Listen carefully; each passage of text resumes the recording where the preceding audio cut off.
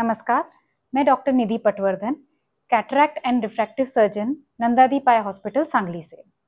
आज इस वीडियो में हम बात करेंगे कि जिस दिन आपकी कैटरैक्ट सर्जरी होने वाली है उस दिन आप लोगों से क्या एक्सपेक्टेड है और क्या प्रोसेस हॉस्पिटल में होने वाली है।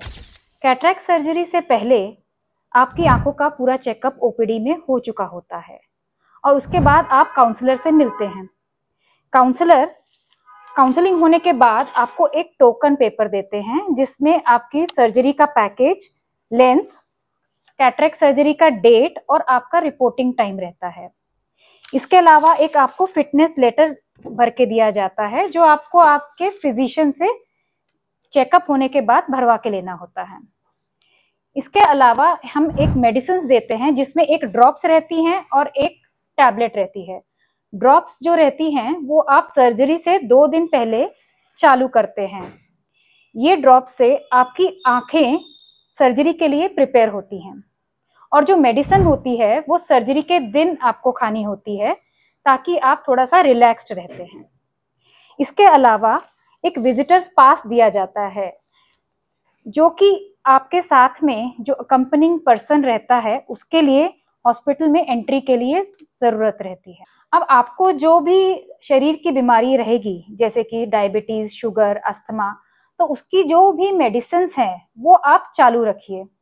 और इसके अलावा कुछ कभी कभी जो ब्लड थिनर मेडिसिन्स होती हैं या बोलते हैं रक्त पतला करने वाली मेडिसिन्स होती हैं वो कभी कभी डॉक्टर्स सर्जरी से पहले 3 या 5 दिन पहले बंद करते हैं, तो वो आप अपने डॉक्टर की रिकमेंडेशन के अनुसार उसके हिसाब से बंद कर सकते हैं। इसके अलावा बाकी जो भी आपकी मेडिसिन चालू हैं वो आप चालू रखिए। और सर्जरी के दिन ज़रूरी है कि जो भी आपको मेडिसिन चालू है वो आप साथ में लेके आएँ। और इसके अलावा जो हमने ड्रॉप्स और मेडिसिन का प्रिस्क्रिप्शन दिया है सर्जरी के लिए वो भी आप साथ में लेके आइए। अब सर्जरी के दिन आने के बाद प्रोसीजर कैसा रहता है कि सबसे पहले आप ये जो टोकन नंबर है उसको लेकर आप कैशियर के पास जाते हैं। फिर आपका पेमेंट का प्रोसेस होता है जिसमें पेमेंट कैश या ऑनलाइन टाइप की रहती है। दूसरा चीज़ जो रहता है वो रहता है कंसेंट या फिर सम्मति पत्र, जो कि सर्जरी के डिटेल्स आपको पढ़ने होते हैं और उसके बाद आपका सिग्नेचर की ज़रूरत होती है। इसके बाद एडमिशन होता है और आपको वार्ड में शिफ्ट करा जाता है।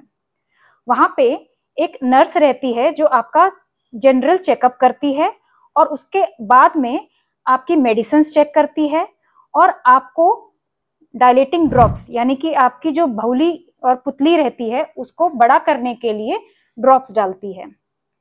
इस समय नर्स आपसे पूछती भी है कि आपको किसी चीज़ की एलर्जी अगर है तो ये बहुत ज़रूरी है। अगर आपको किसी भी मेडिसिन की एलर्जी है तो वो आप हमें पहले ही बता दीजिए ताकि उस तरीके की कोई भी मेडिसिन हम अवॉइड करेंगे। जो ड्रॉप्स रहते हैं उनका अफेक्ट आने में लगभग 30 से 40 मिनट का समय लगता है।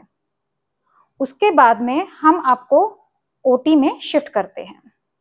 ये सारे प्रोसीजर में आपको रिलैक्स रहना बहुत ही अच्छा रहेगा क्योंकि फिर ये प्रोसीजर बहुत ही आपके लिए रिलैक्स्ड एक्सपीरियंस रहता है और आपको एक्चुअली इसमें कुछ भी चिंता करने की कोई ज़रूरत नहीं है क्योंकि नंदादीप में हम इंश्योर करते हैं कि हर चीज़ में बेस्ट क्वालिटी आपको प्रोवाइड की जाए, चाहे वो हमारी टीम, हमारे सर्जरी के इक्विपमेंट्स, हमारी जो सर्जरी की मशीन्स, हमारा ऑपरेशन थिएटर और हमारे सर्जन्स। हम इंश्योर करते हैं कि हमारी जो सारी प्रोसीजर्स और सारी प्रोसेसेस होती हैं वो वर्ल्ड क्लास और बेस्ट क्वालिटी की होती हैं। तो आप बिल्कुल भी बिना चिंता के आप प्रोसीजर के लिए, सर्जरी के लिए आ सकते हैं। इसके बाद में जब आप ओटी में शिफ्ट होते हैं उस समय में अगर आपको चलने में कोई तकलीफ है या आपको व्हीलचेयर की ज़रूरत पड़ती है तो उसके लिए भी आप पहले अपनी नर्स को या फिर काउंसलर को पहले से बता सकते हैं और फिर आपको वो सर्विस प्रोवाइड की जा सकती है।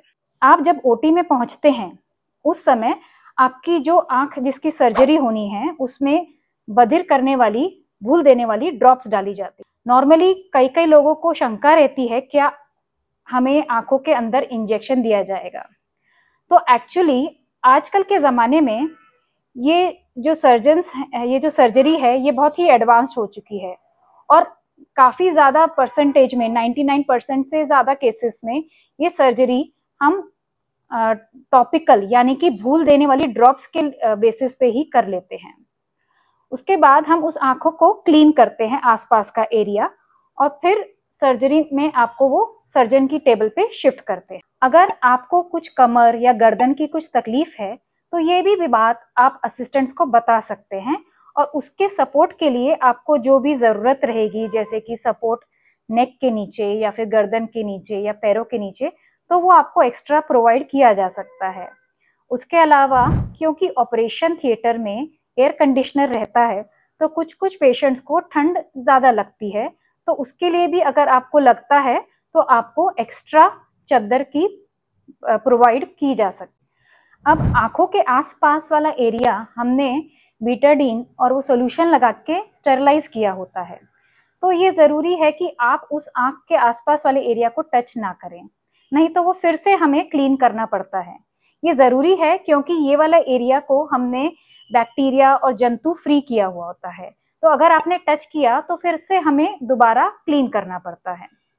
सर्जरी शुरू होते टाइम आपकी आंख के ऊपर हम एक ड्रेप लगाते हैं और उसके बाद में हम एक आंखों को खुला रखने के लिए हम उसमें एक स्पेकुलम या एक टाइप का क्लिप रहता है। अब ये जानना ज़रूरी है कि इस टाइम आपकी आंखें सुन्न की जा चुकी हैं, तो आपको किसी भी तरीके का पेन नहीं होता है। कभी कभी सेंसिटिव आंखें होती हैं तो थोड़ा सा प्रेशर जैसा लग सकता है, पर आपको पेन नहीं होता है।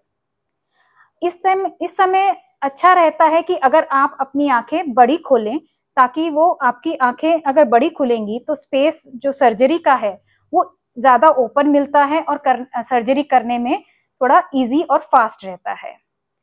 सर्जरी चालू करने के बाद जनरली जो भी सर्जरी का ड्यूरेशन रहता है उस टाइम में आप जितना आंखों को स्टेबल रखेंगे उस टाइम उतना जल्दी सर्जरी कंप्लीट हो सकती है। अगर आपको सर्जरी के टाइम कुछ भी तकलीफ रखती है, जैसे अगर आपको लगता है कि आपको अपने पैर हिलाने हैं या हाथ हिलाने हैं या कहीं पे खुजली हो रही है, तो ये ज़रूरी है कि आप अपने डॉक्टर को बताइए, ताकि अगर आपने पैर या हाथ अपने आप से हिलाए तो उस समय आंखें भी हिल सकती हैं। उसके अलावा अगर आपको खांसी आ रही है या छींक आ रही है तो भी ज़रूरी है कि उससे पहले आप अपने डॉक्टर को पहले बता दीजिए, ताकि वो सर्जरी उतने टाइम के लिए रोक के आपको मदद करे। इस समय में अगर आप नॉर्मल ब्लिंकिंग करते हैं तो उससे कुछ प्रॉब्लम नहीं होता है, क्योंकि हमने वहाँ पर स्पेकुलम लगाया हुआ है। पर ये अच्छा रहेगा कि अगर आप अपनी आंखों को ज़बरदस्ती जोर लगा के बंद करने की कोशिश ना करें। अब सर्जरी खत्म होने के बाद सर्जन आपको बताता है कि आपकी सर्जरी खत्म हो गई है। उसके बाद में कुछ समय तक ऐसा हो सकता है कि आपको आंखों के सामने अंधेरा रहे। यह इसलिए है क्योंकि काफ़ी टाइम तक आपकी आंखों के आगे बहुत ही ब्राइट लाइट, माइक्रोस्कोप की बहुत ही ब्राइट लाइट के अंडर आपकी सर्जरी हुई है। उसके बाद अपनी आंखों को आप नॉर्मल ब्लिंकिंग कर सकते हैं, पर अपनी आंखों को हाथों से टच करना अवॉइड करिए और उसके लिए हम आंखों पे काला गॉगल लगाते हैं। इसके बाद में आपको हम वार्ड में शिफ्ट करते हैं। सर्जरी के पहले दिन थोड़ा सा आंखों में चुभन और थोड़ा सा पानी आना नॉर्मल है, तो वो नेक्स्ट डे आपका कम हो जाता है। इसके बाद में डॉक्टर आपको चेक करते हैं और आपको एक डिस्चार्ज कार्ड मिलता है। डिस्चार्ज कार्ड में आपका कौन सी सर्जरी हुई है, आपको कौन सी लेंस डाली गई है और सर्जरी के सारे डिटेल्स लिखे जाते हैं। इसके अलावा पोस्ट ऑपरेटिवली आपको क्या मेडिसिन दिए गए हैं, आपको कैसे डालने हैं, वो भी लिखा जाता है और कौन सी लेंस आपके आंखों में डाली गई है उसका भी स्टिकर रहता है।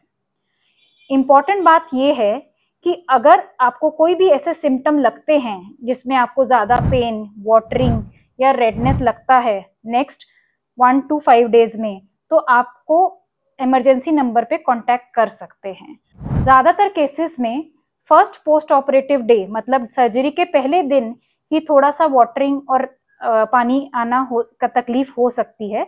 उसके बाद में आंखें जनरली कंफर्टेबल ही रहती है। हमारी पूरी टीम कमिटेड है कि ये जो सर्जरी का एक्सपीरियंस है वो आपके लिए बहुत ही कंफर्टेबल और प्लेजेंट एक्सपीरियंस रहे।